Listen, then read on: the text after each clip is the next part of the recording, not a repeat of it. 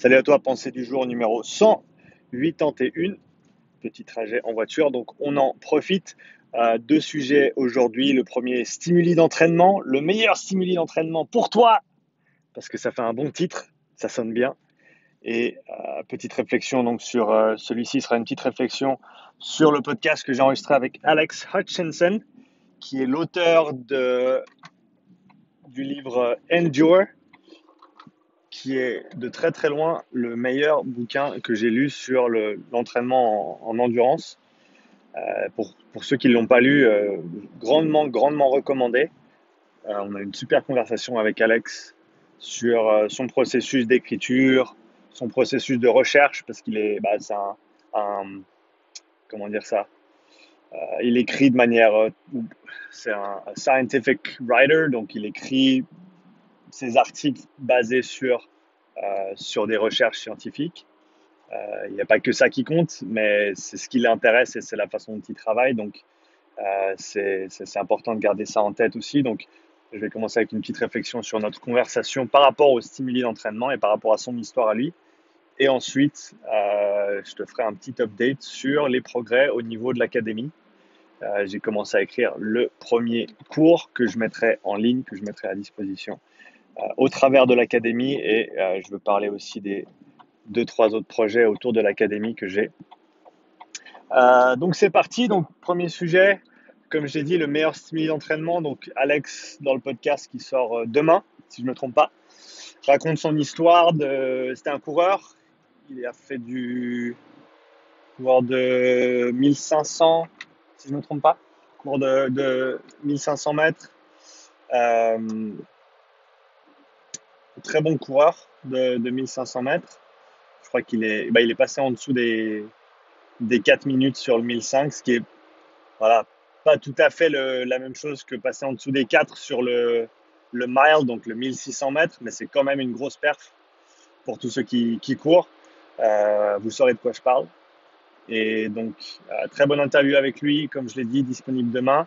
Et donc, son expérience, il a beaucoup voyagé, étant d'origine canadienne. Il a ensuite étudié aux États-Unis. Il s'est entraîné aussi en Angleterre, avec des systèmes, des cultures de l'entraînement qui sont très différentes. En Australie aussi, si je ne me trompe pas, par la suite. Et un truc qu'il a dit pendant le podcast, c'est qu'il m'est resté. Et c'est aussi quelque chose que je retrouve avec les bilans que j'effectue avec différents athlètes. C'est que le meilleur stimuli d'entraînement, ça va souvent être celui dont tu n'as pas l'habitude ou celui auquel tu n'as jamais été confronté. Donc ça peut être des séances, ça peut être en termes de type de séance, de méthode, mais ça peut aussi être en termes de structure générale de l'entraînement, planification, stratégie de planification générale. Et on n'y pense pas assez, à mon avis. On n'y pense pas assez, le fait que plus tu fais quelque chose, ça on le sait avec la courbe d'adaptation, plus tu fais quelque chose, plus tu le fais souvent et moins tu auras de retour, moins tu auras de progrès, moins tu auras de gains, simplement parce que le corps il s'adapte, il s'accoutume à ce stimuli. Et donc, plus tu avances dans le temps et plus tu progresses, et plus il en faut pour avoir une certaine quantité de progrès. Donc ça, on le sait, ça a du sens. Et je pense que c'est important de le garder en tête quand on parle planification, quand on parle différents blocs d'entraînement et qu'on veut optimiser. Et si tu fais quelque chose de différent que tu n'as jamais fait avant, une nouvelle approche, une nouvelle méthode, un nouveau type d'entraînement, une nouvelle intensité que tu n'as pas vraiment développée, je pense que c'est toujours quelque chose qui va être positif parce que c'est là où tu as le plus grand potentiel de développement, étant donné que tu n'as pas l'habitude de ce type de stimuli. Hein, donc ça, je pense que c'est un concept extrêmement simple. Euh, c'est un concept extrêmement simple, mais qui mérite d'être peut-être plus amplement appliqué ou investigué un petit peu plus par tout un chacun et de se dire, voilà, je fais beaucoup de ce type d'entraînement. Euh, et peut-être que d'aller chercher. Alors, un exemple concret, pour quelqu'un qui fait par exemple du vélo et qui fait beaucoup d'entraînement de fond, comme il se doit, mais qui ensuite fait beaucoup d'entraînement disons, de haute intensité, type VO2 max, et ben voilà, c'est un certain stimuli, le corps il s'y habitue. Et pour cette personne, de peut-être en fin de hors-saison ou à un moment dans la saison où c'est propice, et ben peut-être avoir un bloc de développement qui soit plus axé sur des intensités intermédiaires type tempo. Il y a aussi le terme sweet spot qui existe en cyclisme, qui qui veut pas dire grand-chose, mais qui veut tout dire. C'est le haut tempo, on va dire.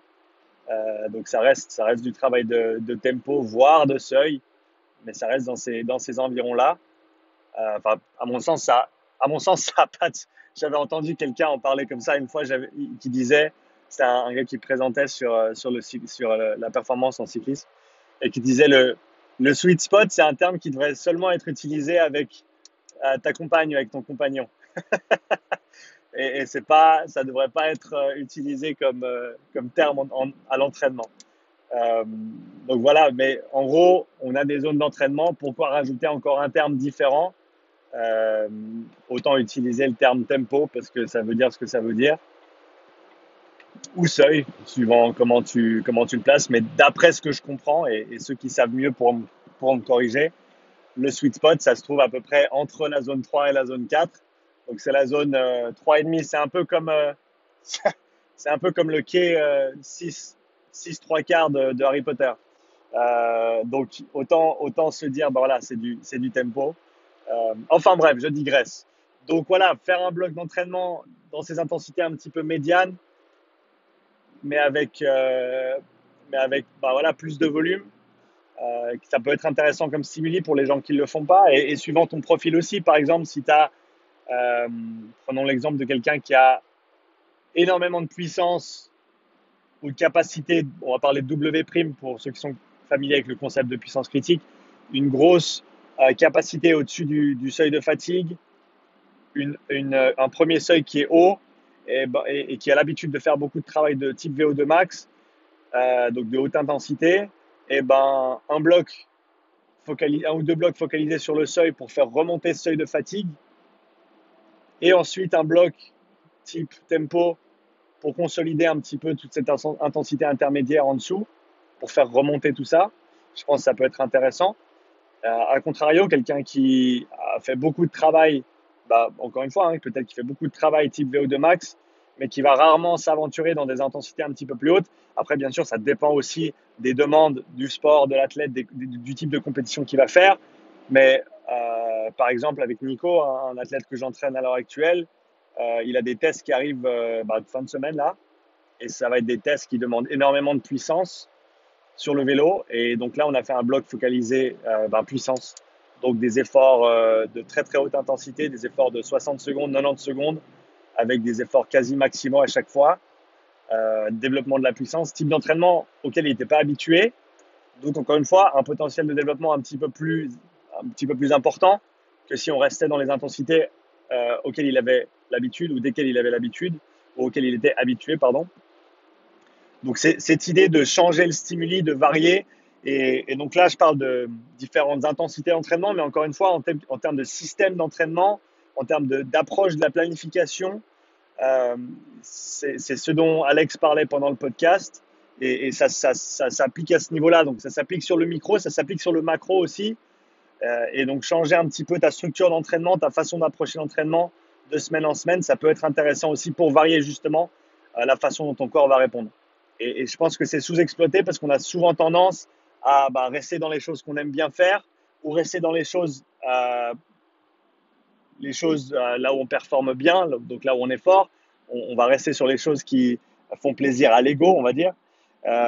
Et on va peut-être pas assez explorer des types d'entraînement ou des approches dont on n'a pas l'habitude parce que bien sûr, il y a une courbe d'apprentissage avec également. Donc, il faut sortir de sa zone de confort et il faut continuer à se développer et il faut continuer à apprendre. Mais au final, c'est ça qu'on recherche. Je pense que c'est pas cohérent de se dire ben voilà, j'ai fait tel entraînement, ça marche bien, je vais faire ça jusqu'à la fin de mes jours.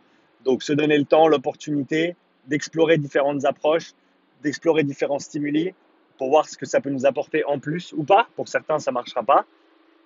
Ça marchera pas tout le temps et ni pour tout le monde, mais c'est d'où l'importance d'explorer pour soi et de voir ce qui fonctionne bien pour toi. Donc ça, c'était vraiment le premier truc dont je voulais parler aujourd'hui. Un sujet très intéressant et comme je l'avais dit, que je retrouve avec mes bilans très souvent, une des choses qui ressort dans les conclusions du bilan et dans les recommandations d'entraînement, ça va être, ben voilà, ce type d'entraînement, tu le fais pas ou tu l'as pas fait depuis un bon moment, et ben, on va refaire un bloc là-dessus, un ou deux blocs là-dessus, et voir ce qu'on peut en tirer pour justement varier ce stimuli, te donner quelque chose d'un petit peu différent. Et en plus, si ça concorde avec ton profil et ce dont tu as besoin, eh ben, tant mieux. Deuxième sujet de la petite pensée du jour, donc mise à jour sur l'académie. Pour ceux qui n'avaient pas entendu, je t'ai mis le lien dans la description pour t'inscrire pour la newsletter de la Upside Strength Academy qui est en plein développement. Donc le projet, ça va être une plateforme en ligne éducationnelle, donc avec du contenu éducatif fourni dans un premier temps par moi-même. Et l'idée, c'est de structurer un petit peu plus tout ce que j'essaie de partager. Bien sûr, je vais continuer avec mes vidéos sur YouTube. Bien sûr, les podcasts vont continuer également. Mais je voulais peut-être donner l'opportunité pour ceux qui veulent aller un petit peu plus loin, d'avoir un contenu un petit peu plus poussé. Et aussi pour moi, deux côtés de la pièce, on va dire. Un, c'est d'avoir un effort de synthèse sur ce que j'ai appris jusqu'ici et donc de concrétiser un petit peu avec des cours en ligne qui soient bien réfléchis, bien formatés de par ma perspective pour justement essayer de synthétiser tous ces éléments que j'ai pu acquérir ces dernières années et essayer d'apporter quelque chose de cohérent sur différents sujets qui m'intéressent moi avant tout. Comme je l'ai dit depuis le début, je m'intéresse avant tout à des choses qui m'intéressent. Je ne m'intéresse pas à des choses pour faire plaisir à d'autres. Donc ça va être dans cet effort-là. La deuxième part, c'est monétiser ce contenu également pour me permettre d'avoir un petit peu plus de flexibilité sur les différents projets que j'essaie de développer. Parce que là, je suis à capacité. Je coach 3 jours par semaine à hauteur d'une 18-20 heures par semaine. Donc, ça fait des grosses journées de coaching. Après, j'ai mes journées dédiées sur le testing, sur le profilage physiologique. D'ailleurs, il y a des places qui restent pour les quelques jours qui restent dans ce mois. Donc, si tu es intéressé, n'hésite pas à mettre un commentaire. Je te donnerai le lien pour t'inscrire. Et aussi, mon travail, tout ce qui est travail administratif, des consultations. J'ai de plus en plus de demandes de ce côté-là. Et également mes podcasts que je vais continuer avec un petit, également un petit, je pense à peut-être formaliser un petit peu plus mes séances de questions-réponses. Comme je l'ai déjà fait, j'ai déjà mis 2 épisodes de dispo et il y a eu pas mal de bonnes réponses là-dessus de ta part, de votre part, avec plus de 400 vues sur les 2 premiers épisodes que j'ai fait. D'ailleurs, je planifie d'en faire un autre ce vendredi après-midi. Je posterai la date plus tard aujourd'hui, l'heure exacte du live, que je ferai en live, bien sûr. Et je pense peut-être utiliser ces lives, ces questions-réponses en format audio aussi sur le podcast. Donc, si tu as un commentaire de ce côté-là, je suis preneur. Mais voilà, peut-être pour les semaines où j'ai pas le temps d'enregistrer autant de podcasts que je voudrais, avoir un podcast qui sort et la deuxième échéance au niveau audio, ce serait potentiellement ces questions-réponses que je fais pour l'instant de manière sporadique, mais qui pourrait être une fois par semaine. Donc voilà, ça c'est mon emploi du temps à l'heure actuelle. Donc je suis saturé, j'ai pas le temps d'ajouter quoi que ce soit, et donc d'avoir un petit peu de revenus à côté me permettrait potentiellement de libérer pour commencer quelques heures, à terme une après-midi, plus tard dans le temps peut-être une journée complète par semaine où j'ai pas besoin d'aller coacher, où je peux me dédier à peut-être d'autres développements de projets sur du contenu éducatif, sur d'autres formations en ligne. J'ai eu la chance de bosser avec Kevin sur sa formation, sur son mentorat et de produire son module conditionnement du début à la fin. Et c'est un exercice qui était vraiment difficile pour moi, mais dans le bon sens, parce que ça m'a forcé à me poser, à synthétiser, à réfléchir, à organiser, à trouver une cohérence par rapport à tous les sujets que j'avais pu amener auparavant. Et donc là, pour continuer là-dessus, ça va être dans cette continuité-là, les formations que je vais offrir en ligne. La première formation sur laquelle je suis en train de travailler maintenant, ça va être sur comprendre les seuils et les zones d'entraînement. Je pense que c'est un sujet, moi, qui m'interpellait quand j'ai commencé à m'y intéresser et qui était extrêmement, extrêmement difficile à comprendre au début. Pas parce que c'est complexe ou pas parce que c'est compliqué, mais simplement parce qu'il y a tellement de manières de l'approcher et suivant qui t'écoute, eh ben, ils ont tous une perspective différente. Et donc, est-ce qu'on utilise le lactate? Est-ce qu'on utilise la ventilation? Est-ce qu'on peut utiliser l'oxymétrie musculaire? Est-ce que le MOXIE peut nous servir dans ce contexte-là? Euh, Est-ce que le HRV peut nous servir également, la variabilité cardiaque? Est-ce qu'on doit parler du MLSS? Est-ce qu'on doit parler du point de compensation respiratoire? Est-ce qu'on doit parler de la puissance critique? Lequel est vrai? Lequel est juste? Pourquoi? Comment?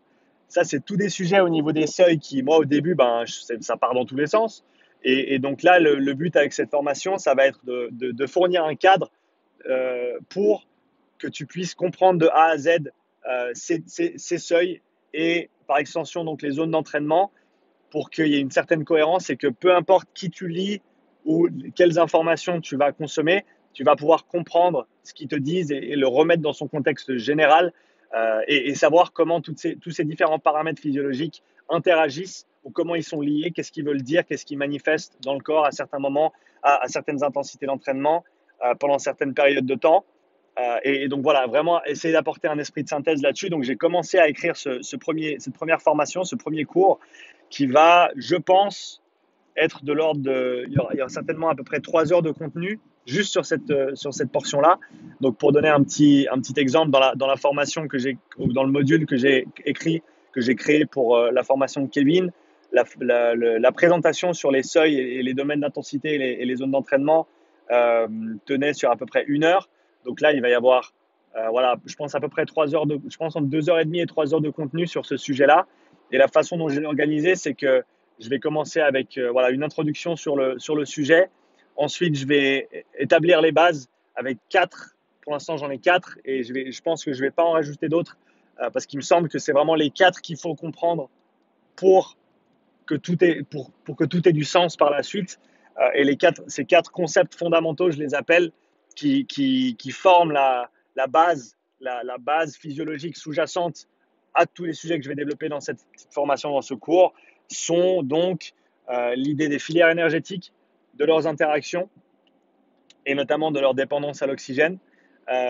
Deux, concept fondamental numéro 2, ça va être les profils des différents types de fibres musculaires, donc leurs différentes caractéristiques et leur distribution et leur profil énergétique ou leur tendance énergétique. Euh, Ça, c'est un sujet extrêmement important qu'il faut comprendre, à mon avis, pour intégrer tout ça. Le troisième, c'est un principe que tout le monde connaît. Si tu es coach, tu le connais, tu l'as déjà entendu.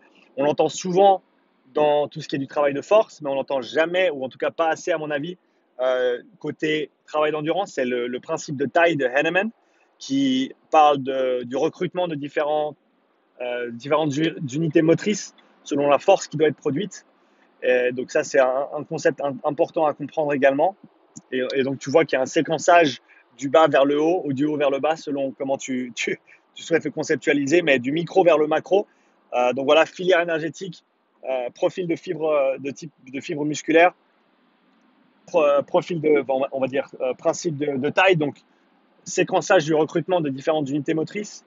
Et pour terminer, tous les systèmes qui touchent à l'apport d'oxygène, parce que là, on parle d'utilisation d'oxygène au niveau musculaire, hein, au niveau métabolique, mais il y a l'envers du décor, l'apport d'oxygène qui n'est pas, à mon avis, pas assez développé. C'est la partie manquante quand les gens parlent de travailler des filières énergétiques. C'est extrêmement réductionniste et à mon avis, c'est vraiment pas une bonne manière de conceptualiser la chose. Donc, on va remettre l'église au milieu du village et on va parler de ces 4 concepts-là dans l'introduction. Donc ça, ce sera le module 1, introduction et concepts fondamentaux. Module 2, ensuite, avant même de parler des seuils, je vais développer les domaines d'intensité parce que c'est un peu le yin et le yang des seuils. Hein. Si tu comprends les domaines, tu comprends les seuils et vice-versa.